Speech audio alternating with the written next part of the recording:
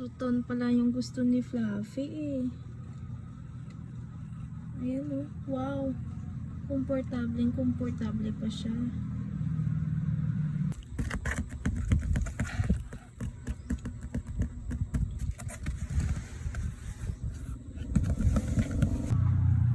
Mas na-appreciate pa ni Fluffy yung karton na binigay ko sa kanya, guys. Compare sa bed na binili ko sa kanila. Di siya dun nahiga, dito siya sa karton, oh. Ayan, no? Komportable pa talaga. Mas gusto mo pa dyan sa karton, Fluffy, no?